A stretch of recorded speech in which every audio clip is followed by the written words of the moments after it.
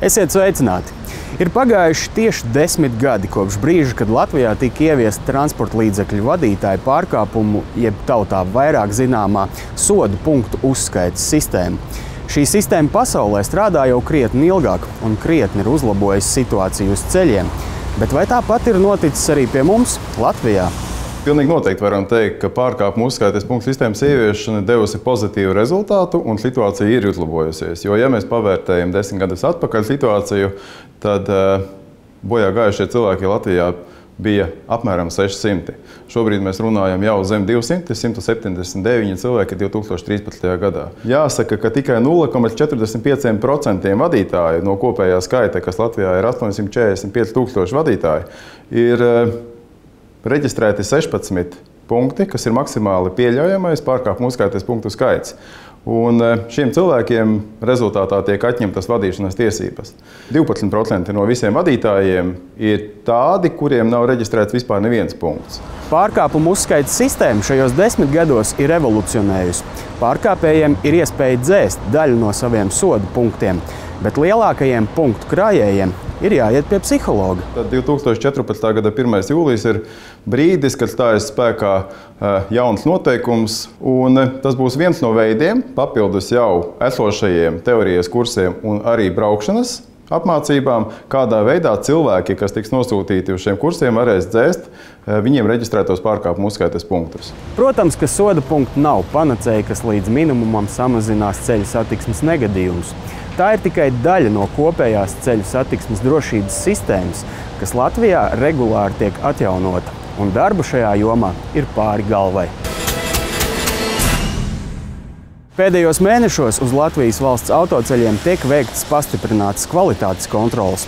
Tādējādi satiksmes ministrija ne tikai vārdos, bet arī darbos pilda solīto, ka turpmāk krietni stingrāk tiks kontrolēta Latvijas ceļu būvniecības kvalitāte. Akciju sabiedrība Latvijas valsts ceļi šī gada pirmajos 6 mēnešos veikusi jau 1445 dažādas autoceļu būvdarbos izmantojamo materiālu un izbūvētās seguma paraugu kvalitātes pārbaudes. Šajā būvniecības sezonā ir inspicētas 9 asfaltbetona rūpnīcas un apsekots 6 problemātiskie ceļu posmi, kuri tika izbūvēti iepriekšējos gados.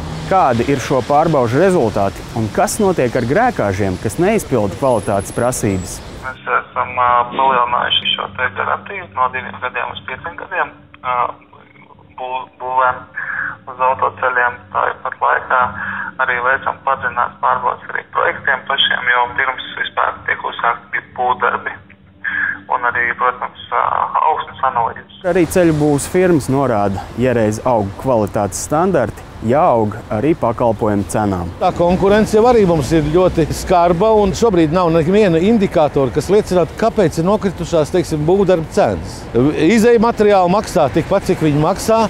Algas ir tādas, kādas viņas ir, kur atnāk pēkšņi no sāniem kāds, kurš Latvijā šeit nav strādājis, kuram vienīgi ir savs bagātās lielās mammas, teiksim, tās kvalifikācijas, ar kurām viņš piesadzās, un tad mēģina piesaistīt kaut kādas mūsējos pašas bāleliņas. Satiksmes ministrijai vienlīdz lielā mērā vajadzētu kontrolēt gan būvniekus, gan arī kontrolēt tos noteikumus, kādi ir jāievēro uz ceļa. Tikpat kā neviens nekontrolē, teiksim, smagās pārkrautās mašīnas, kas brauc pa ceļiem. Mašīna, kas pārvadā kokus, kas ir pārkraut līdz tiem galiem augšā, ja? Un iekšā, ja vēl stāv bērs, tad zināt, ka tā mašīna sver vismaz 70 tonnas, ja? Atļauto 42 vietā. Ja? To, vai jaunā satiksmes ministrijas politika nesīs augļus, redzēsim vien pēc vairākiem gadiem, jo tieši tad spēsim novērtēt, vai jaunuzbūvētie ceļi kļuvuši kvalitatīvāki un izturīgāki. Ar šī gada 1. jūliju Latvijā komerctransportam ar pilnu masu virs 3,5 tonām stājusies spēkā jauna ceļu nodeva, jeb tā sauktā eiro viņieta.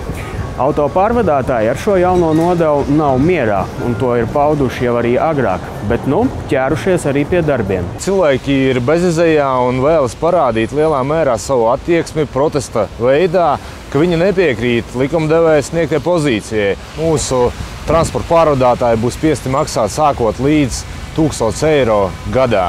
Pie minētiem apgrozījumiem un konkurences apstākļiem, kādi rodas gan ar Igaunijas, gan arī ar Lietuvas un Polijas autopārvadātājiem, īstenībā mūsu nozare, transporta nozare, tiek nostādīta bezies stāvoklī un nespēja konkurēt ar citām valstīm, citiem autopārvadātājiem. Ir arī iesniegti priekšlikumi tādi paši kā Igaunijā, lai šāda veida eiroviņetes ieviešana tiktu atlikta vismaz līdz 2016. gadam. Vēl jau vairāk tāds nodoklis kā papildus sloks uzņēmējiem nebūtu piemērojams līdz brīdim, kamēr valsts neatrisina jautājumu pēc būtības, vai mēs atjaunojam tomēr ceļu fondu vai neatjaunojam ceļu fondu, un cik tad līdzekļus mēs konkrēti novirzam uz ceļiem un cik uz citām jomām. Grūti pateikt, vai satiksmes ministrija atcels tikko ieviesto jauno nodevu, tomēr autopārvadātāju viedoklī tai gan vajadzētu ieklausīties. Cerams, ka abām pusēm izdosies atrast kompromisu. Visu labu!